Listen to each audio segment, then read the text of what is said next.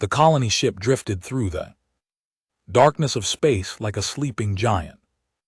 Inside the massive vessel, 50,000 people lay frozen in their sleep pods, dreaming of the new world waiting for them.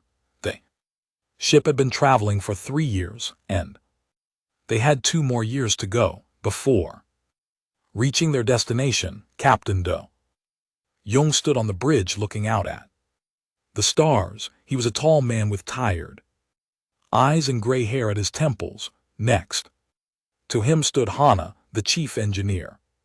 She was younger with quick hands and a sharp mind that had kept the old ship running perfectly. 2 more years, did Jang said quietly. Then we start a new life. Hana smiled. The kids will love it. Real soil under their feet, real sky above their heads. They had left Earth behind because it was too crowded, too busy. The new world promised open spaces and fresh air. It promised a future for their children. Young Sik could not sleep. The 16-year-old boy had woken up an hour ago from a bad dream. He walked through the empty corridors of the ship, his footsteps echoing in the silence. Most of the ship was dark. Only emergency lights glowed softly along the walls. He liked these quiet moments when he felt like the only person in the universe. He stopped at a window and pressed his hand against the cold glass. Space stretched out forever in all directions, beautiful and terrible at the same time. Then he saw them. Ships appeared out of nowhere, huge angular vessels that looked like they were made from black metal and hatred. They moved fast, surrounding the colony ship in seconds. Young Sik's heart hammered in his chest. He ran toward the bridge. On the bridge, alarms screamed. Red lights flashed everywhere. De Jong grabbed his communication device. This is Captain De Jang of the colony ship New Hope. We are a civilian vessel. We carry no weapons. Please identify yourself. The response came in a voice that sounded like rocks grinding together. You are now property of the Cryan Empire. Prepare to be boarded. Resistance will result in death. Christians. Hana looked at the scanner. I've never heard of them. Neither have I. De Jong said. His hands moved quickly across the controls. Send a distress signal. Send it everywhere. Let Earth know what's happening. The first blast hit the engine section. The ship shook violently. Lights flickered and went out. Emergency power kicked in seconds later, but the damage was done. Another blast tore through the residential section where most of the sleep pods were located. Young Sik reached the bridge just as the third blast hit. Door exploded inward, throwing him against the wall. Through the smoke and fire, he saw figures entering. They were huge, easily 7 feet tall, with scales like lizards and eyes that glowed yellow in the darkness. The Cryans. De Jong pulled out a fire extinguisher and swung it at the nearest alien. It connected with a satisfying crunch, but the Christian barely noticed. It grabbed the captain by the throat and lifted him off the ground. Hana fought back with a metal pipe. She hit one Christian across the face, then another the knee. More aliens poured in. Young Sik watched in horror as the bridge crew was overwhelmed. He wanted to help, wanted to fight, but his body would not move. Terror had frozen him in place. The Christian leader stepped onto the bridge. He wore armor decorated with symbols that young Sik did not recognize. This one was bigger than the others, with scars across his face and arms. He looked at the struggling humans with something like amusement. I am Vexthor, the alien said. Your ship is mine. Your people are mine. You will serve the Empire or you will die. Day Jung spat blood, go to hell, Vexther. Laughed, it was a terrible sound. Your species is weak, soft, you build slow. Ships and dream small dreams, you will make good slaves. They dragged the survivors off the bridge. Young sick hid in a maintenance shaft watching through. A great Asthean soldiers moved through the ship. They went to the sleep pod sections. Most of the pods had been destroyed in the attack. Thousands of people had died without ever waking up. The survivors were pulled from their pods, confused and terrified. Young sick counted maybe 300 survivors. That was all. 50,000 people had left Earth, and now only 300 remained alive. Christians gathered the prisoners in the main cargo bay. They chained them together like animals. Young sick saw De Jong and Hannah among them, both injured but alive. He wanted to call out to them but kept silent. If he was the only one free, maybe he could help somehow. Vexther stood before the prisoners. Behind him, a camera recorded everything.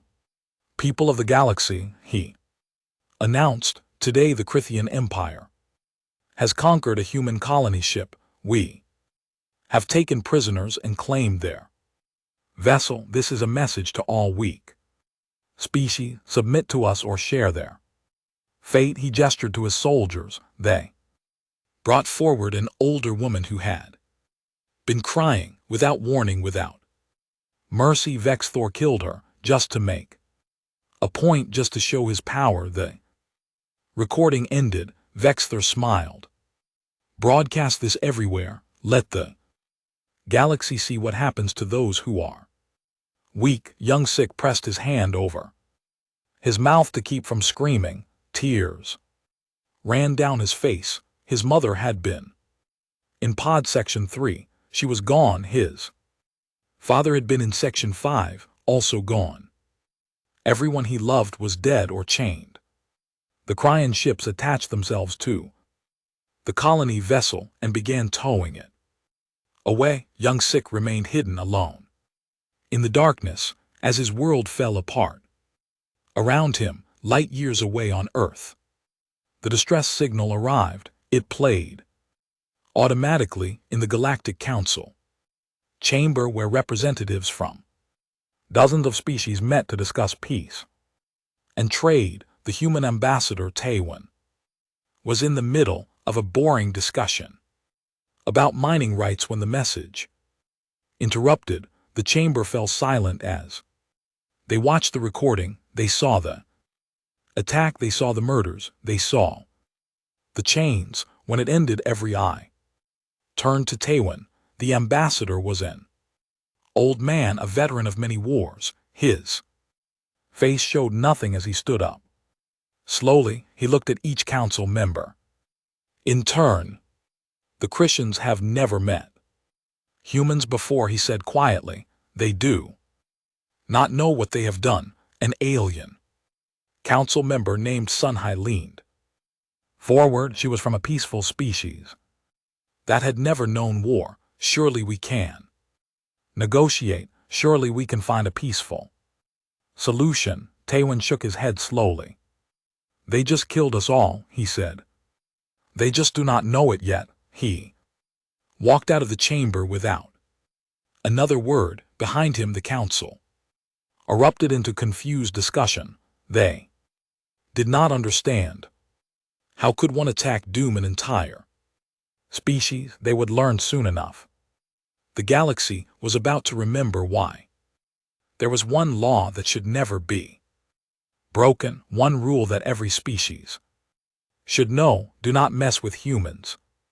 The Galactic Council chamber was in chaos. Representatives from 40 different species argued loudly about what to do. Some wanted sanctions, others wanted negotiations. A few suggested sending a diplomatic mission to speak with the Christians. Taiwan returned to the chamber. 3 hours later, he looked different. Now he wore a military uniform instead of his diplomatic robes. The council fell silent when they saw him. The human government has made its decision, he said. His voice was calm, but something dangerous lurked beneath it. We demand the immediate return of all prisoners and the surrender of Vexthor and his commanders for trial. We also demand full reparations for the lives lost. Sunhai spoke up. Ambassador, perhaps we should discuss this reasonably. War benefits no one. Let us send mediators to speak with both sides. No, Taewon said simply, but surely you cannot mean to fight. Another representative said, the Christians have a massive fleet. They control 12 systems. They have conquered 6 species. In the last decade, your people are not warriors. Taewon smiled, and it was not a kind smile. That is where you are wrong. My people are very much warriors. We simply choose not to be most of the time. He activated a holographic display. Let me tell you a story. The display showed an alien species. They looked like large insects with multiple arms and sharp mandibles. 300 years ago, a species called the Rendax invaded Earth. They had better ships, better weapons, better technology. In every way, they thought humans would be easy to conquer. The display shifted to show images of war, cities burning, humans fighting with primitive weapons against advanced aliens. We lost the first battles. We lost the first year. The Rendax occupied our major cities and declared victory. Then what happened? Son, he asked. We did not stop fighting. Taewon said, we fought in the streets. We fought in the ruins. We fought in the forests and mountains and deserts every day, every night. For 5 years the Rendax could not understand it. They kept winning battles, but the humans would not quit, could not quit. The display showed Rendax soldiers looking exhausted, worn down. The Rendax evolved on a world with short, intense conflicts. They were sprinters, but humans evolved as persistent hunters.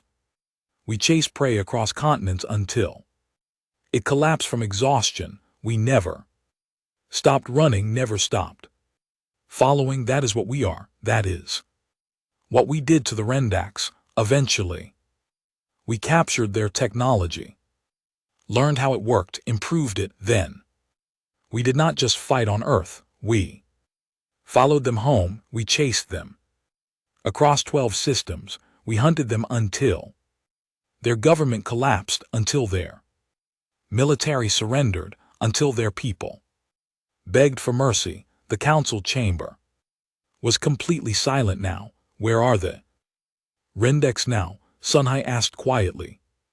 Scattered refugees. Their home world is now a human military base. We did not exterminate them, but we made sure they would never threaten anyone again.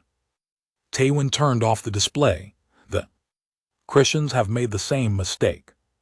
They think we are weak because we look soft. They think we are easy prey because we tried diplomacy first. They are wrong. He looked around the chamber. There is a saying among humans, you can awaken a sleeping dragon, but you cannot make it go back to sleep. Far away in Christian space, Vexthor sat in his command chamber. His advisor, an alien named Kieran from a species the Christians had conquered, stood nervously nearby. Lord Vexthor, Kieran said carefully, I have been researching the humans. I think we may have made an error. An error? Vexthor laughed. We crushed them. They are weak mammals. What error? They are classified as a Class 7 threat species by the old archives, Kieran said. He pulled up data on a screen. They are persistent predators. They do not give up ever. The last species that Attacked human civilians was hunted too. Extinction, those are just stories, Vex. Thor waved his hand dismissively. Meant to scare fools like you, we have the strongest military in this sector. We have conquered species far more advanced than these humans, but Lord, the data shows enough. Vex Thor stood up. I will not be lectured about weakness by a slave. Species, the humans will submit or they will die. It is that simple. Kieran bowed and left, but he was worried, very worried. On Earth, Admiral Jiwon stood before a massive tactical display. She was a short woman with steel-gray hair and eyes that missed nothing. Around her, hundreds of military officers worked at their stations. Status report. She said, all fleets are mobilizing. Her second-in-command replied, we will have full deployment in 72 hours. Not good enough, Gi-won said. We need to move faster. What about civilian resources?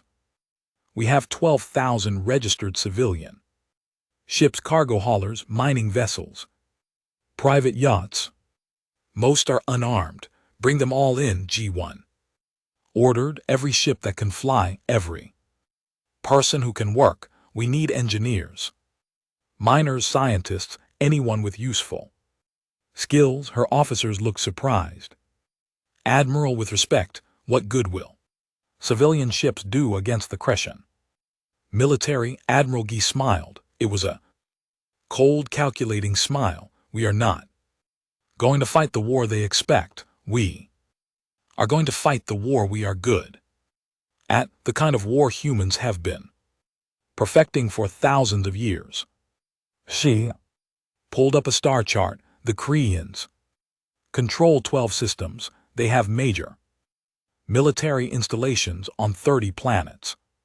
They have supply lines stretching across 500 light years. That is a lot of territory to defend. You want to attack their territory? An officer asked. But they will have fortifications, defensive positions. I do not want to attack their fortifications. Gi said, I want to make them irrelevant. We are going to cut their supply lines, destroy their resources, make them chase us across the galaxy while we pick them apart piece by piece. We are going to do what humans do best. We are going to be patient. We are going to be persistent, and we are never going to stop. She zoomed in on a location far from Christian space. But first, we're going to visit an old battlefield. 3 systems from here, there is an ancient asteroid field. 1,000 years ago, 2 alien species fought a massive war there. Both sides lost. Both sides abandoned their ships when they ran out of resources. Those ships are still there, dead. Technology, forgotten weapons. You want to salvage old alien tech? An officer asked. I want to learn from it. Gi-won said, I want to take it apart, figure out how it works, combine it with our technology. The Christians think they know what human ships can do. Let us surprise them. The room buzzed with activity as orders went out. The human military machine was waking up, and once awake, it would not rest until justice was done. Back at the Galactic Council, Sunhai approached Taewon privately after the session ended. Is war truly necessary? She asked. My people have lived in peace for 1,000 years. We believe there is always another way. Taewon looked at her kindly. Your people are fortunate. You have never been forced to choose between war and extinction. We have many times. We learned that sometimes peace is only possible after strength has been proven, but so many will die. Sanhei said, many have already died. Taiwan replied, 50,000 colonists, men, women, children. They died for no reason except they were in The wrong place when cruel people decided to be cruel if we do nothing. It will happen again to more humans, too. Other species, evil unchecked does not stop itself. He placed a hand on her shoulder. We do not want this war, but we will not run from it either. That is the difference between your people and mine. You have forgotten what it means to face extinction. We never forget. We carry that memory in our bones. It makes us careful, it makes us patient, but when we must fight, we fight to win. Sunhai watched him walk away and wondered what kind of species could be both so peaceful and so dangerous at the same time. In his prison cell aboard the Christian ship, De Jong sat with his back against the cold metal wall. Hana sat next to him, her head resting on his shoulder. Around them, other prisoners huddled together for warmth and comfort. Do you think Earth knows what happened? Hana whispered. Yes, De Jong said. I got the distress signal out. They know, then they will come for us, Hana said with certainty. Younger prisoner nearby laughed bitterly. Come for us? How? The Christians have hundreds of ships. What can Earth do? De Jong looked at the young man. You do not understand humans very well. We do not abandon our own. Ever they will come, and when they do, the Corinthians will regret the day they attacked us. How can you be so sure? The young man asked. Because I know our history, De Jong said. I know what we are capable of when someone hurts our people. The Christians think they started a raid. They actually started a war they cannot win. High above them in the ship's control room, Kieran watched the prisoners on a monitor. He thought about what De Jong said. He thought about the warnings in the old archives, and he felt fear growing in his chest. Christians had broken the oldest law in the galaxy. They just did not know it yet. But soon, very soon, the lesson would begin, and it would be written in fire across the stars. The human fleet emerged from hyperspace at the edge of the forgotten graves.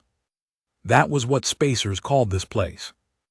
An ancient battlefield where two alien civilizations had destroyed each other 1,000 years ago. Now it was just debris, millions of pieces of broken ships floating in eternal silence. Admiral Jiwan stood on the bridge of her flagship, the Defiant.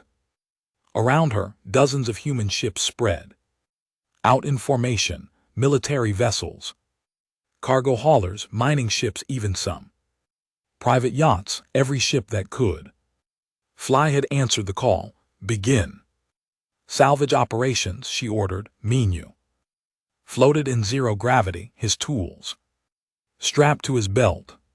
He was a civilian engineer who had volunteered immediately when he heard about the attack. Now he drifted through the wreckage of an alien battleship, cutting away pieces of technology that might be useful. This is incredible, he said into his radio. This power core is still partially functional.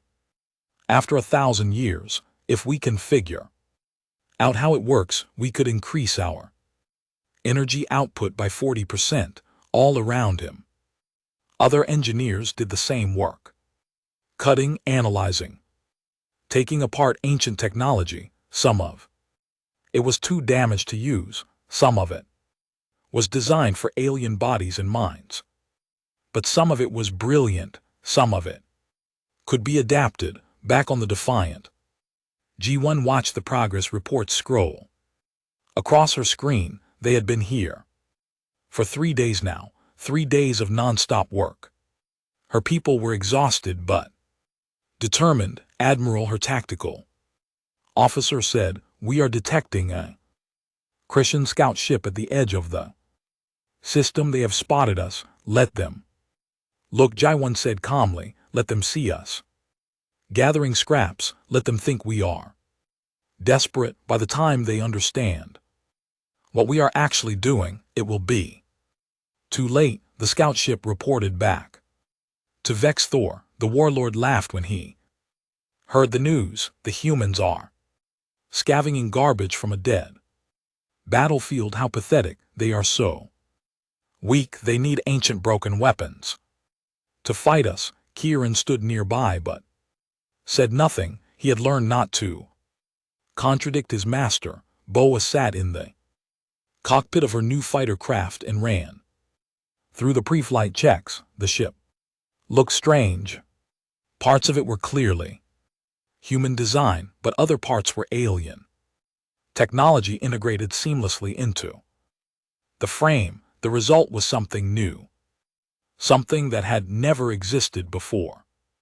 How does it feel? Minyu asked over the radio. He had helped design the craft. Like piloting a dream, Bora replied. She was a test pilot, one of the best humanity had ever produced. The response time is incredible, and these stealth systems from that old wreck you found, they actually work. I am practically invisible to sensors. Good. G1's voice came through. Because you are going to need every advantage. Your mission is simple. Get close to the Christian fleet. Learn their patterns. Find their weaknesses. Do not engage, just watch and report. Understood, Admiral Bo said.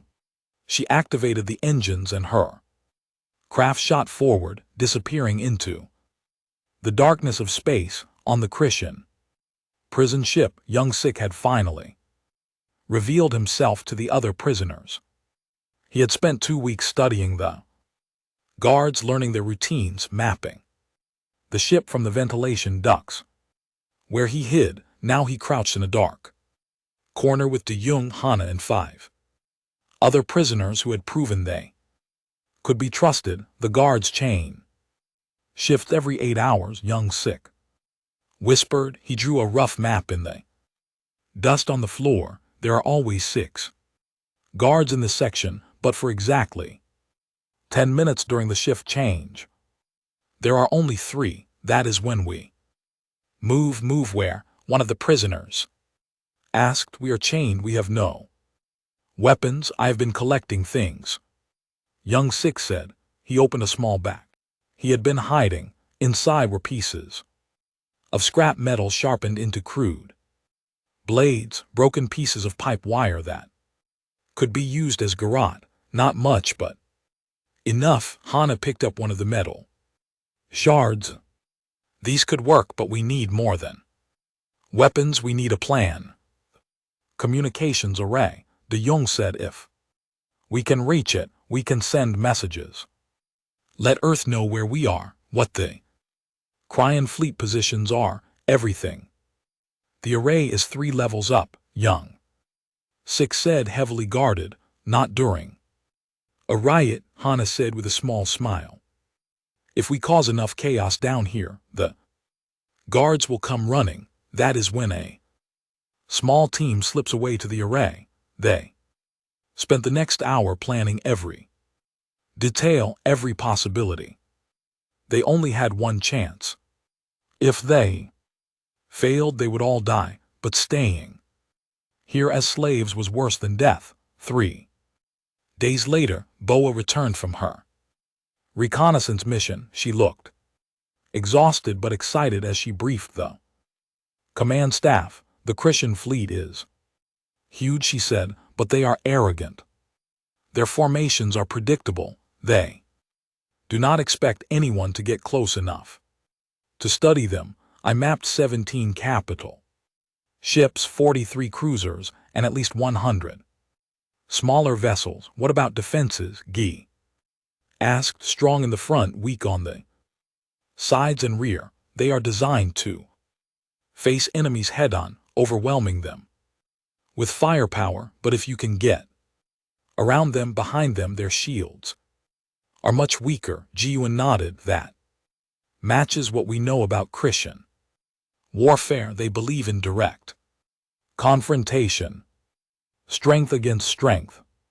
They do not Understand subtlety, we can use that. Minyu said. He pulled up a holographic display showing a modified cargo ship. Look at this, we take old cargo haulers.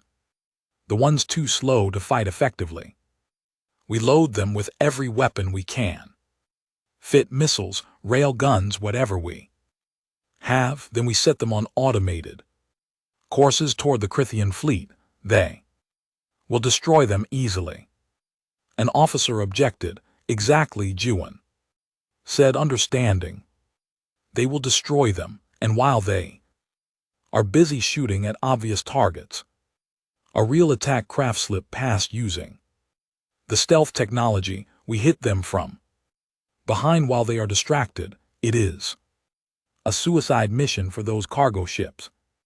The officer said, not if nobody is on board. Minyu replied, automated systems. We set them and forget them. The Christians waste ammunition and time shooting at empty ships. Plans came together quickly after that. The human fleet had become something new, part military, part civilian, all determined. In the prison ship, the riot started. Exactly as planned, the prisoners rushed the guards during shift change. They used their crude weapons, their fists, their teeth. The Cryans were stronger individually, but they had not expected organized resistance. Alarms blared. Guards rushed from other parts of the ship. In the chaos, Yang Sik, Dejang, and Hana slipped away. They moved through the corridors quickly, staying in the shadows. A guard spotted them. Dejang tackled him and they struggled.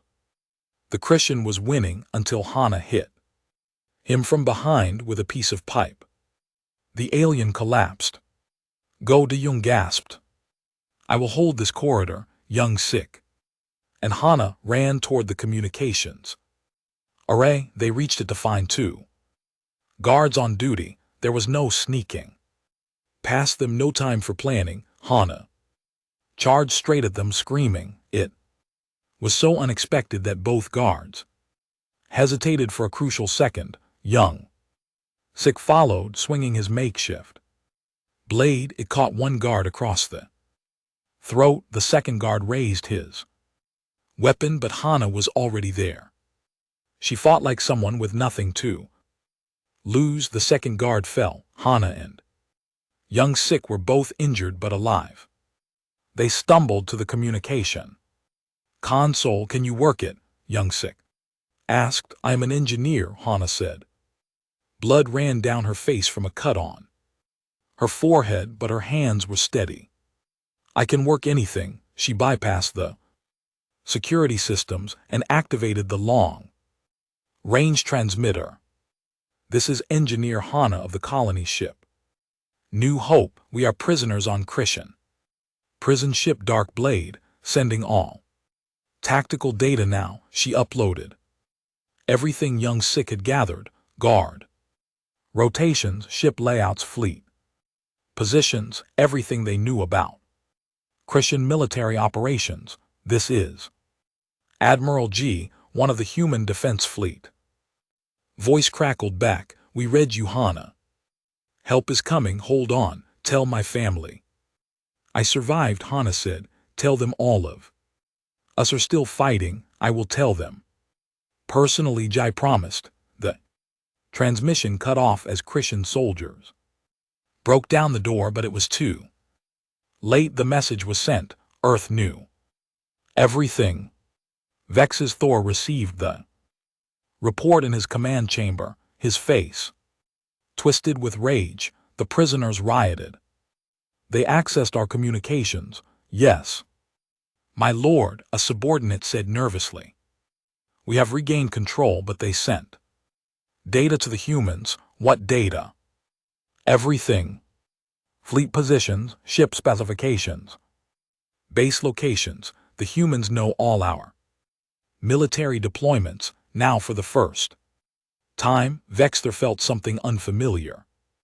It was not quite fear, not yet, but it was close. These humans were supposed to Be weak slaves, they were not supposed to fight back like this, they were not supposed to be clever. Prepare the fleet for battle, he ordered. The humans want war, we will give them war, we will crush them completely, leave no survivors. Kieran watched his master give orders and wondered what it was like to be so blind. The humans had just shown exactly what they were capable of.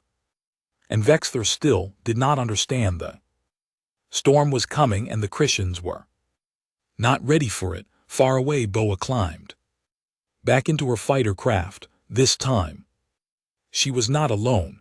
Behind her 100 other pilots prepared their ships. Some flew military fighters, others flew converted civilian craft with weapons strapped to them. All of them were ready. Remember the plan, Guy once said over the fleet-wide channel. We do not fight fair, we do not give them a chance to use their superior firepower. We hit fast, we hit hard, we disappear, then we do it again and again and again until they break. What if we cannot beat them, Admiral? A young pilot asked. We do not have to beat them, G1 replied. We just have to outlast them. That is what humans do. We persist, we endure, we never give up. The Christians will learn what every other species learned. You can fight humans, but you cannot make them quit. The human fleet jumped to hyperspace. The hunt was beginning. The Cranian home system had never seen a human ship before. Now it saw hundreds. Vexthor stood on the bridge of his flagship, the Ironclaw, and watched the human fleet approach. He smiled. They were coming to him. Finally, a proper battle. The humans would learn what Christian military might truly meant. All ships battle formation. Alpha, he commanded. His fleet moved into position, a massive wall of warships bristling with weapons. When they get in range, we destroy them. Oh, but something was wrong. The human ships were not acting like they should. Instead of maintaining formation, they scattered. Some ships accelerated while others slowed down. It looked chaotic, disorganized, like they did not know what they were doing. They are panicking, Vex, Thor said with satisfaction.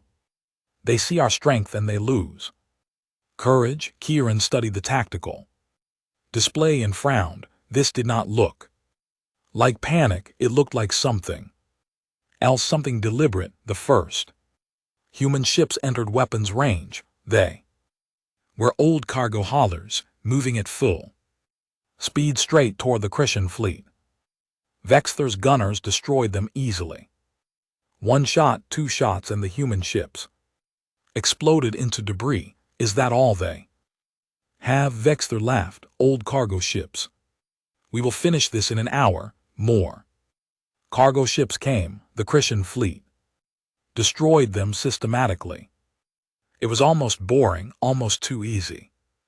The human ships did not even try to dodge or defend themselves.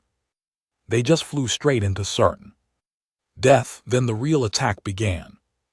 Bora's fighter came in from above, using the debris field from destroyed cargo ships as cover. Her stealth systems made her nearly invisible. By the time the cryon sensors detected her, she had already fired 6 missiles into the rear shield generator of a capital ship. The shield flickered and died. Dozens more human fighters appeared from nowhere, all targeting the same ship. Rail gun rounds and laser fire poured into the unshielded hull. The Cryon capital ship shuddered under the assault. Where did they come from? Vexthor shouted. We do not know, my lord, his tactical officer replied. Our sensors did not detect them until they fired all across the battle space. The same thing was happening. Human fighters appeared from impossible angles, struck hard, then vanished. Before the Christians could respond, they never stayed to fight. They hit and ran. Over and over, pursue them, vex Thor. Order, do not let them escape, but pursuing was exactly what the humans wanted. Christian ships broke formation to chase the fighters, and when they did, they found mines, hundreds of small, nearly undetectable explosives that had been seeded throughout the system days before. The Cryans did not know it, but humans had been sneaking into their home system for weeks, preparing the battlefield. One Ciarithian cruiser hit mine cluster. The explosion tore off its front section. Another ship trying to avoid the mines collided with a friendly vessel. Chaos spread through the Cryan fleet. Reform. Get back in formation, Vexthor screamed. But his commanders were confused. They were trained for direct combat, not this kind of warfare. They did not know how to fight an enemy that refused to stand still and trade blows. On the defiant Admiral G1 watched the battle unfold exactly as planned.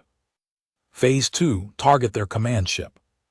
All bombers, you're authorized to attack. Larger human ships emerged from behind a moon. These were not fighters, but heavy bombers loaded with the most powerful weapons humanity could build. They headed straight for the Iron Claw. Vex Thor's ship had the strongest shields in the fleet. The bombers should not have been able to damage it, but the humans had learned something from the ancient alien technology they salvaged. They had learned about harmonic frequencies, and they had learned that even the strongest shield had a frequency where it became vulnerable. The bombers fired specialized missiles that vibrated at exactly the right frequency. The shields of the Ironclaw flickered. Just for a moment, just long enough. Next wave of missiles went through the shield and hit the hull directly. Explosions rippled across Vexthor's flagship. Damage report. Vexthor demanded. Hull breaches on decks 4 through 9. Fire in the engine room. Shield generators at 50% capacity. Vexthor felt something he had not felt in years. Real fear. His ship, the pride of the Crythian fleet, was actually in danger. Fall back, he ordered. All ships return to defensive positions around the home world, but falling back was not easy.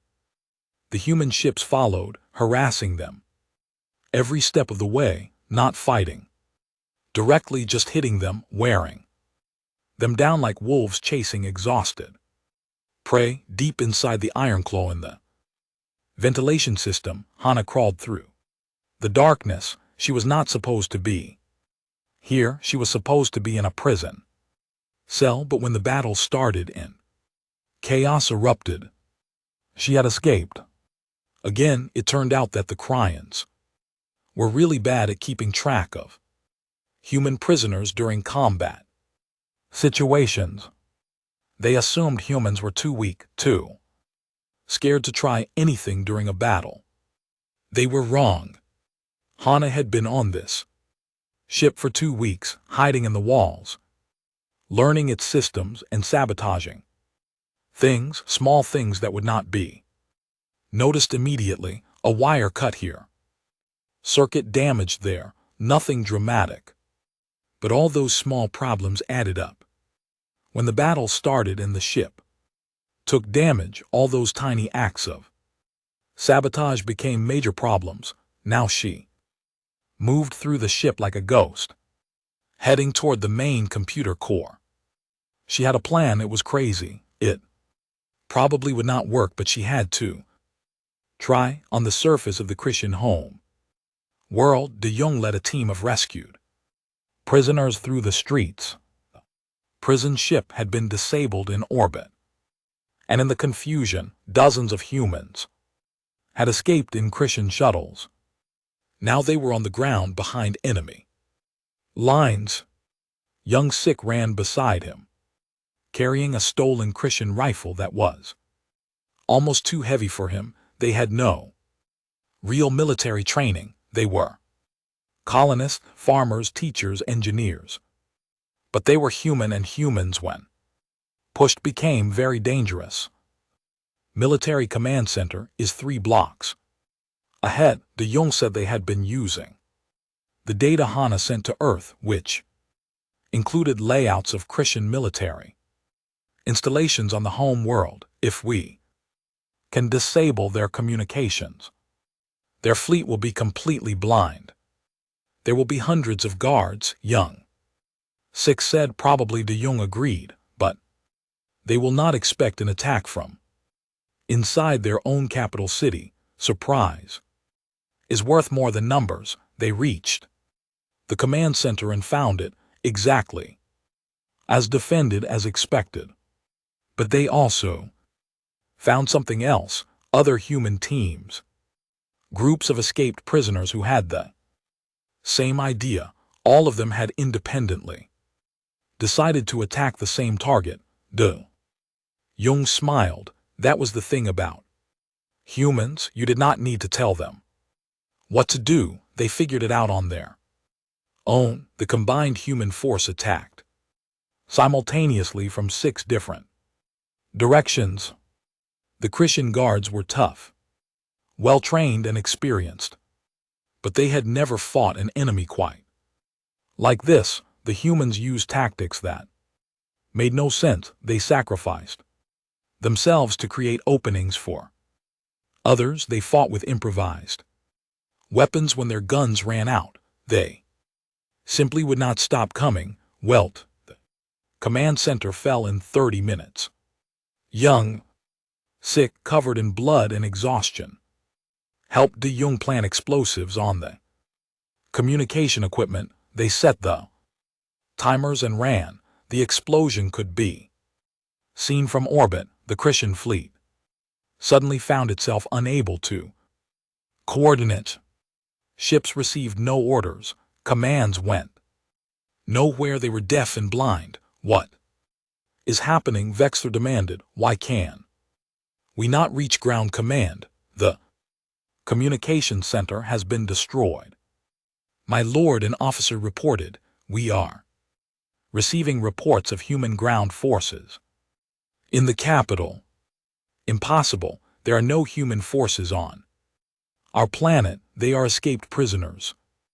My lord, they have been organizing attacks throughout the city. Vexler felt his world falling apart. This was not how war was supposed to work. You fought fleets in space. You had proper battles with proper formations. You did not have escaped slaves sneaking around, blowing things up. It was dishonorable.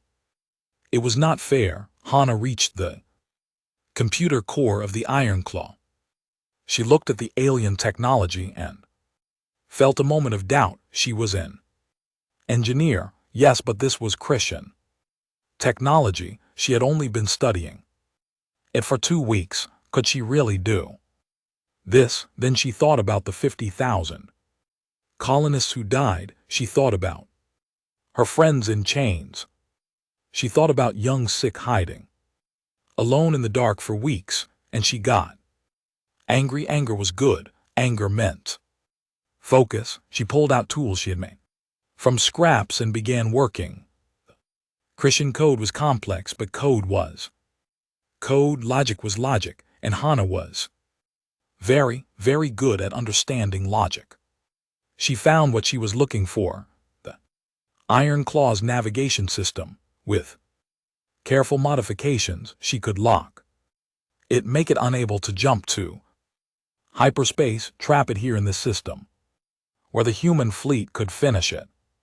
But she could do something better, something more. She could turn the ship's own targeting systems against the Cryan fleet, make them fire on their own ships, create even more chaos. It took her an hour of delicate work, while the ship shook from human attacks, an hour of holding her breath every time A Ciarithian patrol passed near her.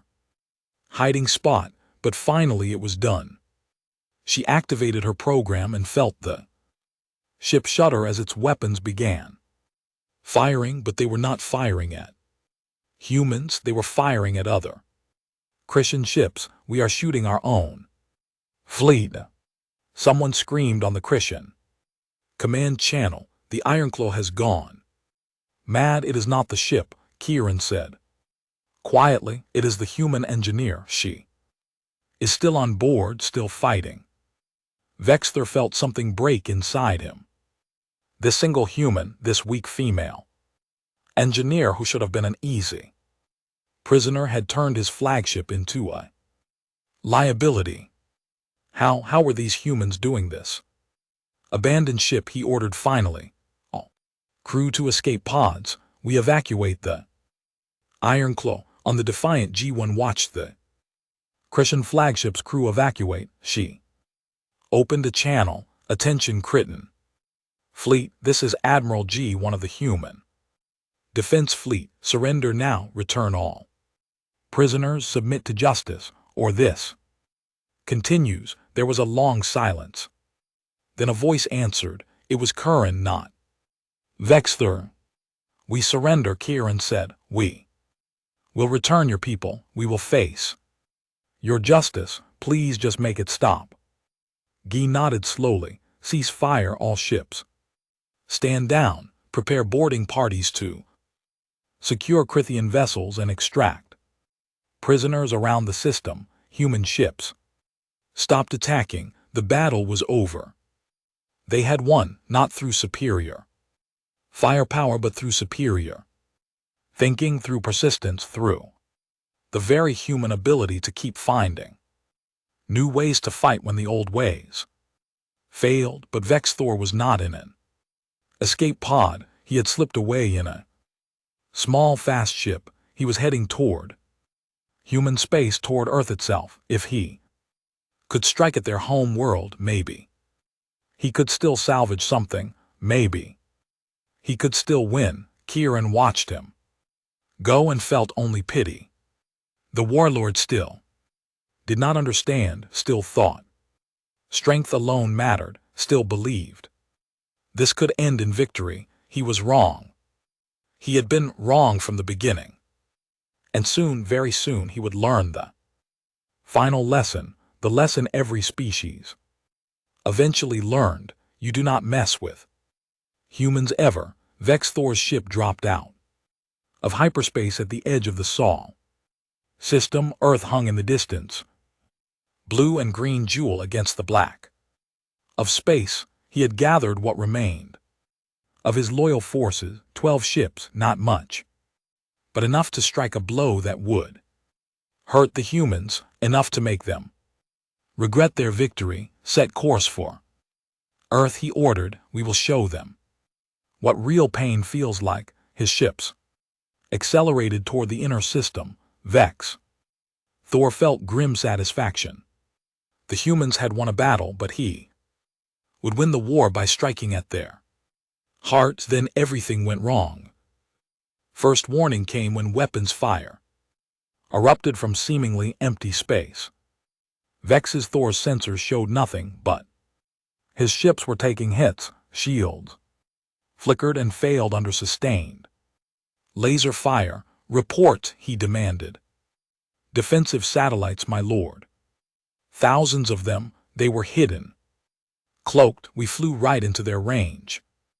More warnings flashed. The space around Earth was not empty. It was full of weapons, platforms, automated defenses, and hidden gun emplacements. Centuries of human engineering had turned their home system into the most heavily fortified place in the galaxy, and Thor had flown right into it. Evasive maneuvers, he ordered, but it was too late. Another ship exploded, then another. His small fleet was being systematically destroyed on Earth. In the planetary Defense Command Center, Commander Kyle Sue watched the situation with calm professionalism.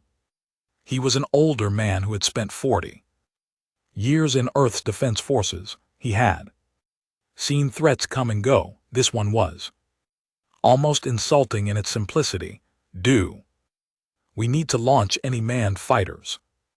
His assistant asked. No, Kaungu replied. The automated systems can handle this. 12 ships against our entire defense grid. They will not even reach the moon. He was right. Within 15 minutes, 11 of Vexther's ships were destroyed. Only his personal craft remained damaged and drifting. Kaiwo Su sent a security team to capture him. They brought Vexther to the surface in chains. He could not believe it. Earth had destroyed his fleet without even trying, without sending a single pilot into danger. Their defenses had operated automatically, efficiently, perfectly, like they had been expecting such attacks for centuries, which Kaungu explained to him during the interrogation they had. You think you are the first to try attacking our home world? Kaungu asked. We have been planning for this since we first left our planet. Every human child learns history. We learn about every enemy who ever threatened us. We learn from those wars. We prepare. That is what we do. And a member, and a member, and a member pair. We learn about every enemy who ever threatened, and a member pair, and a member pair, and a member pair Zati, and a member per Zati, and a member Parazi, and a member pair. Vexther said nothing. There was nothing to say. At the Galactic Council, the trial began. Representatives from dozens of species gathered to watch. Sunhai sat in her seat, her face grave. She had watched the entire war unfold. She had seen things she never thought possible. Vexus Thor was brought before the council in chains, but the humans surprised everyone again. Instead of demanding his execution, Ambassador Taewon presented evidence. Videos from the colony ship attack, testimony from survivors, documentation of Christian crimes against other species. We do not want revenge, Taewon said. We want justice. We want to make sure this never happens again. The trial lasted 3 days. Every crime was documented. Every victim's story was told. Young Six spoke, describing what it was like to watch his entire family die. Hana testified about the conditions on the prison ship. De Jong explained how they never gave up hope because they knew their people would come through it all. Something strange happened. The Christian people watched. The trial was broadcast across their home world, and they saw what their leaders had done. They saw the cruelty, the unnecessary violence, the arrogance. Many Christians felt shame. For the first time, their government had told them they were bringing order to the galaxy, but this was not order. This was murder. A Crichton representative stood up on the third day. His name was Rex, a low-ranking official who had never spoken in public before. I speak for many of my people, Rex said. We did not know. We were told the humans attacked. First, we were told they were dangerous. We see now that we were lied to. We see now what our leaders truly are. He turned to the human delegation. We cannot undo what was done, but we can try to make it right. The Christian people will pay reparations. We will demilitarize. We will never allow such leadership to rise again. Vexther screamed at Rex, calling him a traitor, but no one listened. Even his own people had turned against him. The council found Vexther guilty of all charges. The sentence was life imprisonment. He would spend the rest of his days in a human facility, thinking about what he had done. But the trial was only the beginning. The Galactic Council had to address the larger problem, how to prevent this from happening again. Tywin stood before the Assembly. We propose a new law and amendment to Galactic Code. Any species that attacks civilians of another species will face immediate sanctions, trade embargoes, travel restrictions, military intervention if necessary. No exceptions. 2. You want the power to enforce this, another representative asked. We want everyone to enforce it. Tywin replied, we want a galaxy where attacking innocent people has real consequences, where strength is not measured by how many you can conquer, but by how many you can protect. We want a galaxy. Confronted, Rehe stood up. The Luminar delegation supports this proposal. We have learned much from they humans. We thought peace came from avoiding conflict, but true peace comes from making conflict too costly for those who would disturb it. One by one, other species voiced their support. The law passed unanimously. It became known as the Human Clause, a reminder to every species of what happened when you violated the oldest law in the galaxy. After the trial, De Jong and Hanna stood on Earth looking up at the stars. They had been offered medals, honors, positions in the military. They turned them all down. What will you do now? Hanna asked. De Jong, build another colony ship, he said. Fill it with people who still believe in new beginnings. Head out to the stars again. After everything that happened, you still want to go, especially after everything that happened, De Jong said. We cannot let fear stop us from living.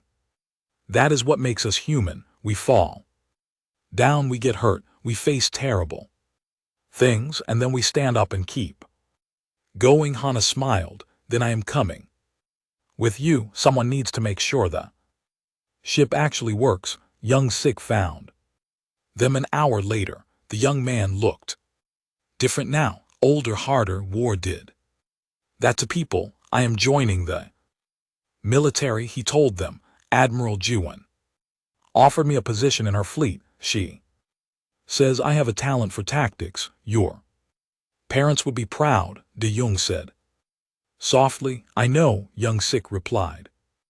That is why I am doing it, so no other kid has to hide in ventilation ducts watching his family die, so no other colony ship gets attacked by people who think we are weak. He saluted them and walked away. De Jong watched him go and felt both sad and hopeful.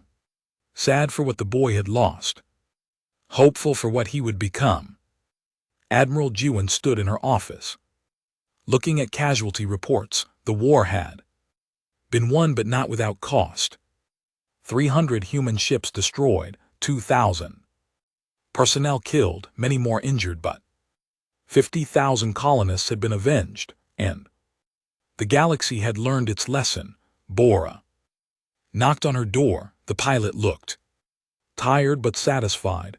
You wanted to see me, Admiral? I am writing a report, Juan said, about what made the difference in this war. I want your perspective as someone who flew combat missions. Bora thought about it. We won because we did not fight the way they expected. We used our creativity, our ability to adapt. We made weapons from salvage. We turned their own systems against them. We never stopped thinking of new ways to win. That is what I thought, Jai said, but I think there is more to it. We won because we cared. Every person who fought did so because they were angry about what happened to those colonists. We did not fight for territory or resources. We fought because someone hurt our people. That made us dangerous. Will there be more wars? Bora asked. Probably, Jai said. Humanity has never existed in a universe without conflict, but maybe. There will be fewer, maybe other species.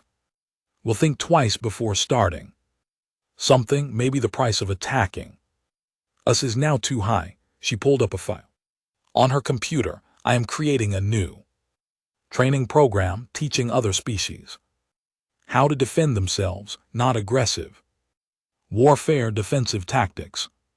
I want to share what we learned, make the galaxy safer for everyone, even species that might become enemies later, especially them. Juan said, an armed galaxy is a polite galaxy when everyone can defend themselves. Aggression becomes foolish.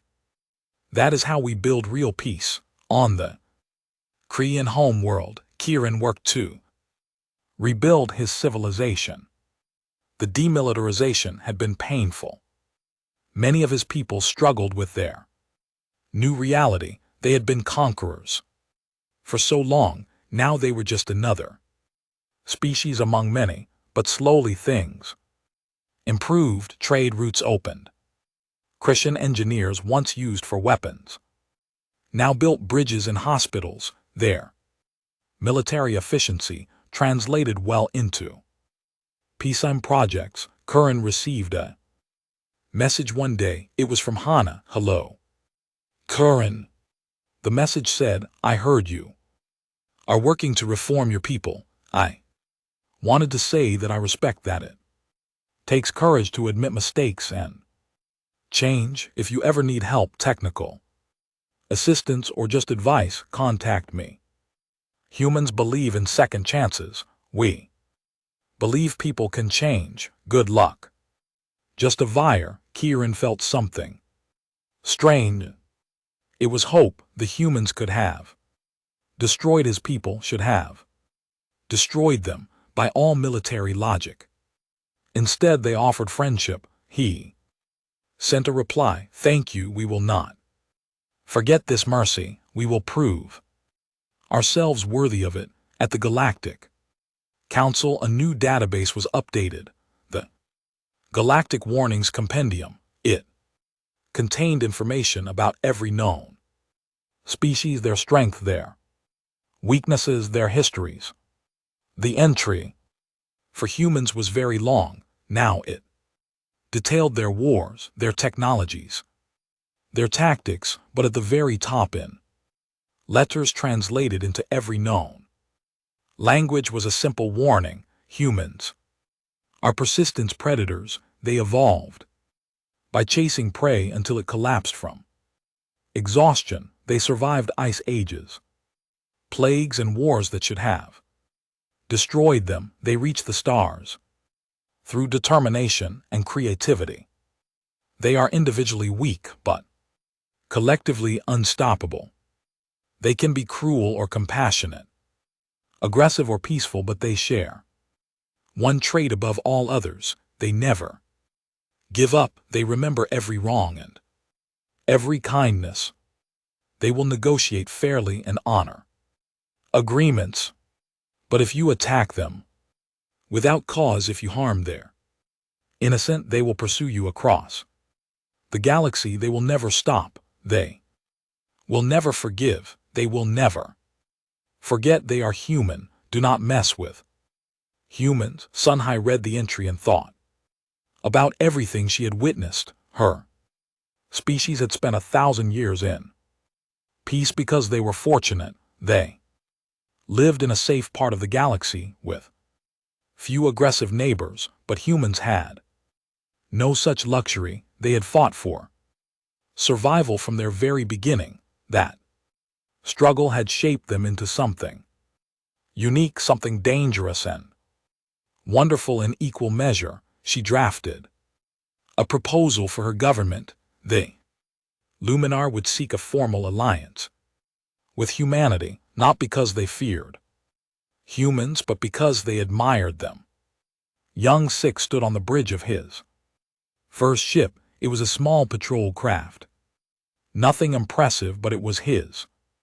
Admiral Juan had kept her promise and given him a position. He looked out at the stars and thought about his parents.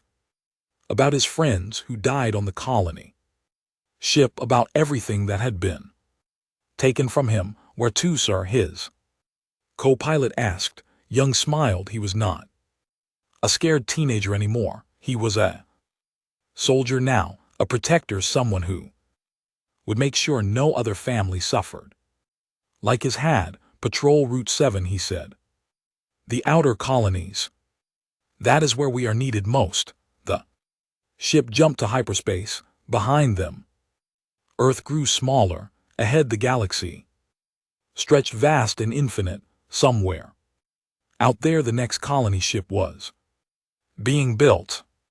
Dai Zheng and Hana worked on it every day, planning for a future where humans could live in peace among the stars. Somewhere out there, other species watched and learned. They saw what humanity was capable of. They understood now, and across the galaxy, on 1,000 worlds, people told stories about the species that should not be provoked, the species that turned terrible disasters into victories, the species that refused to be victims. They told stories about humans, and they never forgot the oldest law in the galaxy: do not mess with humans ever.